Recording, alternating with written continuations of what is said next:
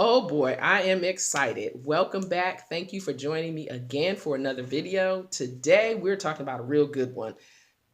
Some of you going to like it and some of you not, like I told you. This one is spouse comes before your children.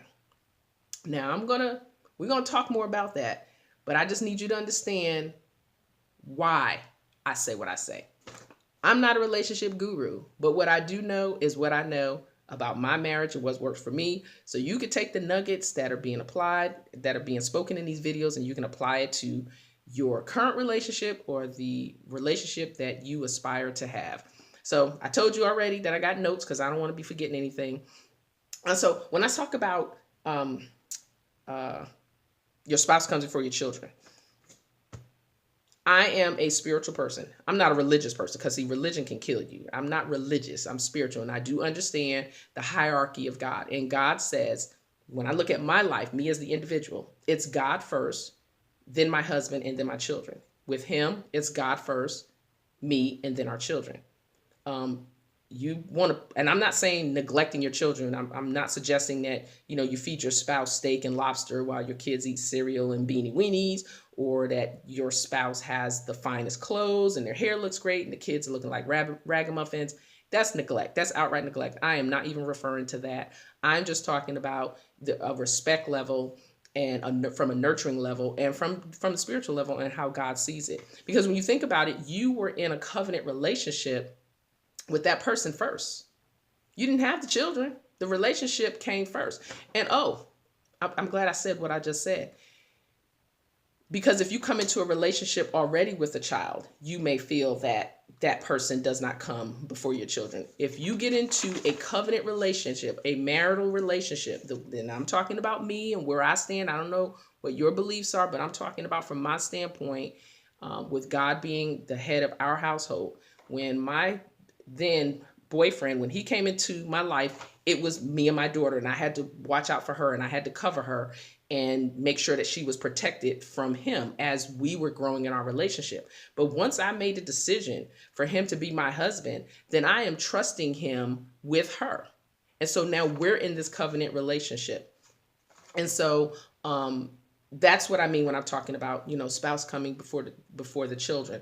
And so if you allow your children to come before your spouse in the marriage, so what happens 18, 21 years later when they're moving on with their life, you just gonna sit there and just kind of let 18, 21 years go by?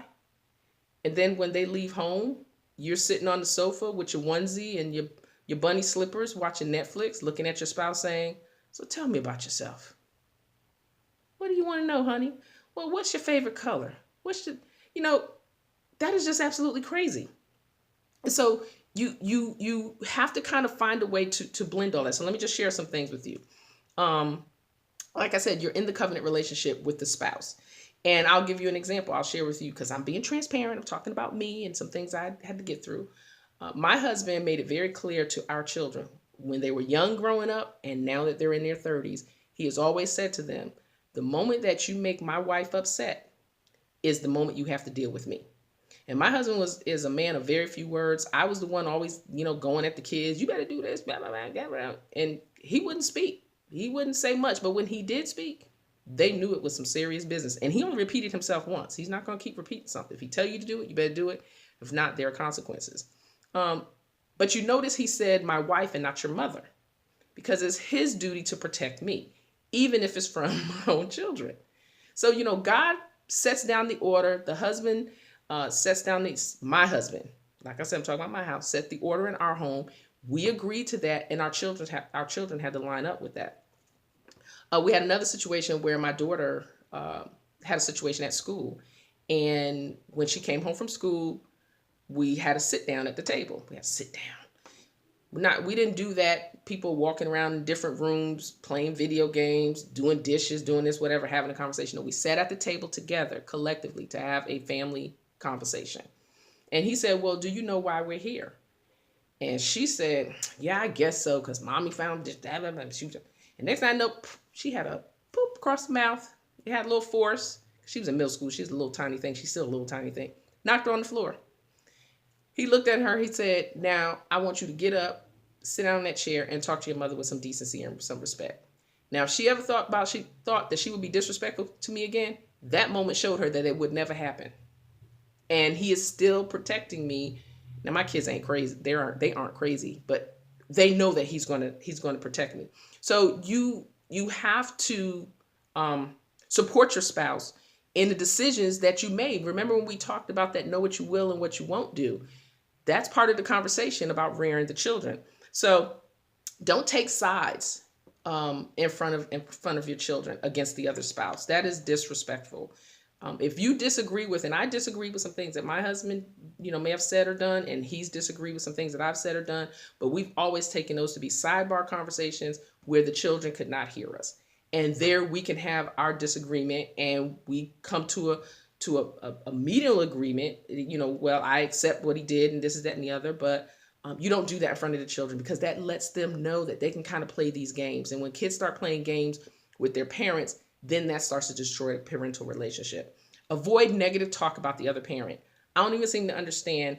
We're in these dating relationships. We're loving each other, goo goo gaga, kissing on your ear and kissing on your neck. And back in my day, you get hickeys and all that other stuff, and dating and flowers, all this wonderful stuff. Then when the relationship is dissolving or it's not working and children are involved, you have people who are saying negative and nasty things about the other parent. Doesn't matter how you feel about the parent. That is still that child's mother, or that's still that child's father. And you're teaching them to be disrespectful to that other person when it suits them. If parents would stand as a united front, regardless of how they feel about each other, the children typically turn out to be great children. When you start doing that negative and nasty stuff, it never turns out well. And if you think that you're going to turn that child against that parent, what you're doing is you're digging a ditch for yourself, because they're going to end up not liking you. And we don't want that to happen. We need families to be united and to come together. Don't allow children to disrespect the other parent. If you see, like with the example I just showed, my husband had to let her know, you're not going to be disrespectful. You are not going to be disrespectful. And I have not had that problem with my children. I mean, I may have had each one has had one incident in 30 years. So, hey, I figure if that's all I had, we're doing pretty good. So when I talk about, the spouse before your children, what I mean, and I don't think I mentioned this, I'm talking about a covenant marital relationship. I'm not talking about your boo. I'm not talking about your boyfriend. I'm not talking about, this person that comes and goes in the kid's life. I'm talking about someone that you have connected with, your hearts are connected, and, you have, gone before God, or, however you've come together in marriage. Now you're a unity. You're one unit, and you've come together, and you have to have this front that it's not us against them, but it is a stance that says you will not treat this parent or your parents this kind of way. So I know this one was kind of like, ew, watch who she thinks she is. Oh my God. Don't do that.